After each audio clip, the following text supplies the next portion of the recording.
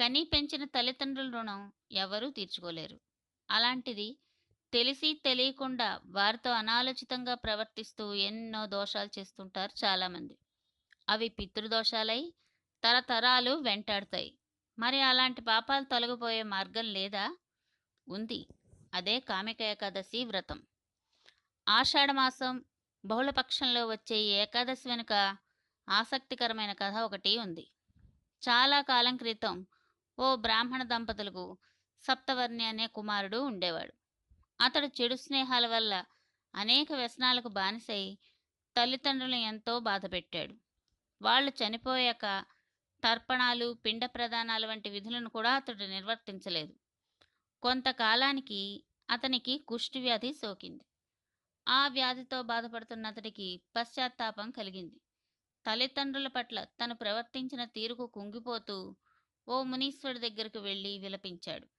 తన పితృదేవతలకు స్వర్గ ప్రాప్తి కలిగేలా ఏదైనా ఉపాయం చెప్పమని ప్రాధేయపడ్డాడు. అప్పుడు ఆ మునీశ్వరుడు ఆషాఢమాసం బహుళపక్షంలో వచ్చే ఏకాదశి నాడు ఉపవాసం ఉండి విష్ణువును పూజించమని సూచించాడు. సప్తవర్ణి అలా చేయగానే తన వ్యాధి నుండి, పాపాల నుంచి విముక్తి కలగడంతో పాటు అతని తల్లిదండ్రులకు స్వర్గవాసం కూడా కలిగిందని స్కాంద పురాణం చెబుతుంది. అప్పటి నుంచే దీనికి కామిక ఏకాదశి అనే పేరు వచ్చిందని చెబుతారు.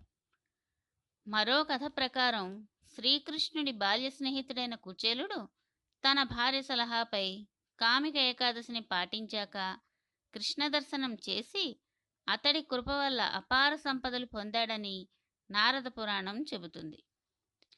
ఈ ఏకాదశి విశిష్టతల గురించి లోకోపకారం కోసం బ్రహ్మ తన కుమారుడైన నారదుడికి వివరించాడనేది పురాణ కథనం.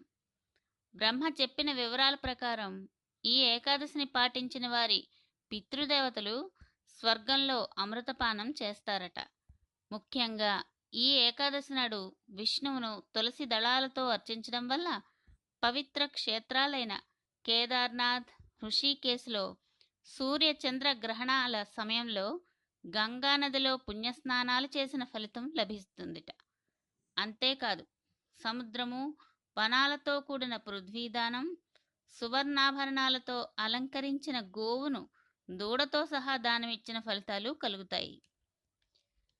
సకల కామితాలను ఈడేర్చే కామిక ఏకాదశి నాడు ఉపవాసం పాటించేవారు దేవ, నాగ, కిన్నెర పితృదేవతలకు సైతం పూజనీయులవుతారని స్వయంగా విష్ణువే చెప్పినట్లు పురాణాల్లో ఉంది. ఈరోజు విష్ణువు సమక్షంలో ఆవు నెయ్యితో దీపం వెలిగిస్తే యమదర్శనం కలగదని, నరక బాధలు ఉండవని చెబుతారు.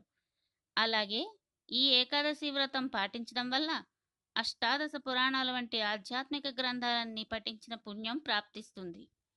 ఇలా ఎన్నో పుణ్యఫలాలను అందించే కామిక ఏకాదశి గురించి శ్రీకృష్ణుడు పాండవులకు వివరించాడని పురాణాల కథనం. ఈ ఏకాదశి కథను విన్నా చదివినా కూడా వాజపేయి యజ్ఞం చేసినంత ఫలితం కలుగుతుంది.